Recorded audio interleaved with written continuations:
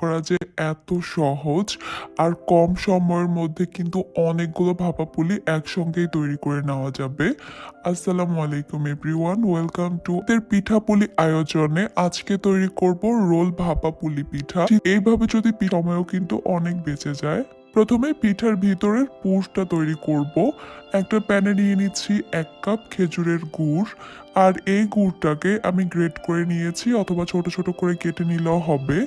এরপর এখানে দিয়ে দিব 1 কাপ কুড়ানো নারকেল। চুলা হিটটাকে রাখবো একদম লো মিডিয়ামের মাঝামাঝি। এরপর এগুলোকে অনবরত নেড়েচেড়ে একসঙ্গে মিশিয়ে নিচ্ছি। কিছুক্ষণ এভাবে নেড়েচেড়ে মিশিয়ে নিলেই দেখা যাবে গুড়টা সুন্দর করে গলে গেছে। এরপর আবারও অনবরত নেড়েচেড়ে এগুলোকে মিশাতে থাকতে হবে। গুড়টা যখন গলে যাবে তখন কিন্তু একটু পানি ছড়াবে, নারকেল থেকেও কিছুটা পানি ছড়াবে। তাই এগুলোকে অনবরত নেড়েচেড়ে অপেক্ষা করতে হবে পানিটা শুকিয়ে একটু ঝরঝরে হয়ে যাওয়া পর্যন্ত। খুব একটা বেশি সময় লাগবে না, 2 থেকে 3 মিনিটের মতো সময় লাগবে এই পুরটা ঝরঝরে হতে। তারপর এগুলোকে চুলা থেকে নামিয়ে একটা সাইডে রেখে দিব ঠান্ডা হওয়ার জন্য। এখন অন্য একটা প্যানে আমি নিয়ে নিচ্ছি 2 কাপ পানি। এরপর এখানে দিয়ে দিব হাফ চা চামচ লবণ। পানির সঙ্গে লবণটাকে একটু ভালো করে মিশিয়ে নিচ্ছি। পানিতে যখন বলক চলে আসবে তখন আমি এখানে দিয়ে দিব 1.5 কাপ শুকনো চালের গুঁড়া। বাজারে যে শুকনো চালের গুঁড়াটা কিনতে পাওয়া যায়, আমি এখানে সেই শুকনো চালের গুঁড়াটাই নিয়েছি। পানির সঙ্গে চালের গুঁড়াটাকে একটু ভালো করে মিশিয়ে নিয়ে একটা ডো তৈরি করে নিব। আমি এখানে 1.5 কাপ চালের গুঁড়ার জন্য 2 কাপ পানি নিয়েছি, আর এই ডোটা কিন্তু একদম পারফেক্ট ভাবে তৈরি হয়েছে। এগুলোকে একটু ভালো করে মিশিয়ে নিচ্ছি জন্য। 10 মিনিট পর আমি ঢাকনাটা তুলে নিচ্ছি। এরপর এই ডোটাকে একটু গরম থাকা অবস্থায় মেখে নিতে হবে।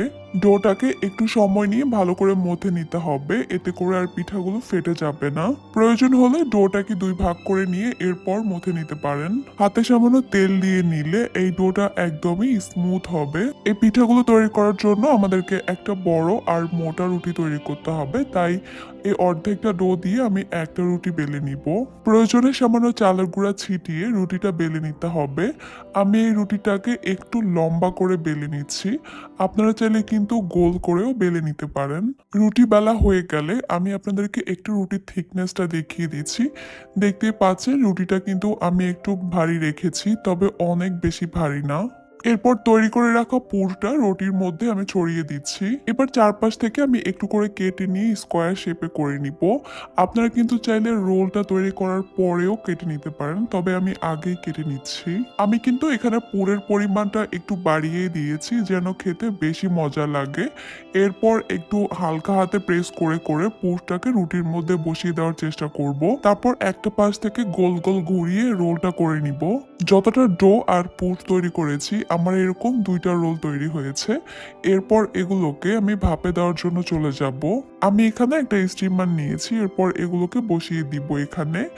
এরকম স্টিমার যদি না থাকে আপনারা ভাপের পানির জন্য একটা পাতিল নিবেন। পাতিলের মধ্যে পরিমাণ মতো পানি দিয়ে দিবেন, আর পাতিলের মুখে বসিয়ে দিতে হবে একটা ছাঁকনি অথবা ছিদ্রযুক্ত জালিদার কিছু, চাইলে একটা পাতলা সুতির কাপড়ও দিতে পারেন। এরপর এগুলোকে বসিয়ে দিয়ে একটা ঢাকনা দিয়ে ঢেকে দিলেই কিন্তু এগুলো খুব সুন্দরভাবে সিদ্ধ হয়ে যাবে।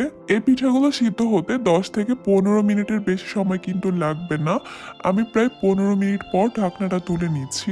এরপর এই পিঠাগুলোকেও তুলে নিব। যখন এই পিঠার রোলগুলো একদম ভালোভাবে ঠান্ডা হয়ে যাবে তখন আমি এগুলোকে কেটে নিব। গরম থাকা অবস্থায় পিঠাগুলো কেটে নিলে কিন্তু পিঠার শেপটা খুব একটা বেশি সুন্দর হবে না, তাই সম্পূর্ণভাবে ঠান্ডা হয়ে যাওয়ার পরই কিন্তু এগুলোকে কেটে নিতে হবে। আর কেটে নেওয়ার পরই কিন্তু পিঠার আসল সৌন্দর্যটা বের হয়ে আসবে। দেখতেই পাচ্ছেন, মাশাআল্লাহ, পিঠাগুলো দেখতে কিন্তু অনেক সুন্দর হয়েছে। আর আপনারা হয়তো একটা ব্যাপার খেয়াল করেছেন, এই পিঠাগুলো তৈরি করতে নারকেল, গুড় আর চালের গুঁড়া ছাড়া তেমন কিছুই লাগেনি।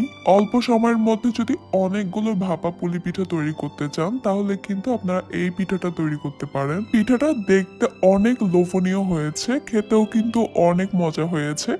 এই শীতে একবার হলেও কিন্তু আপনারা এই পিঠাটা বাসায় তৈরি করে খাবেন।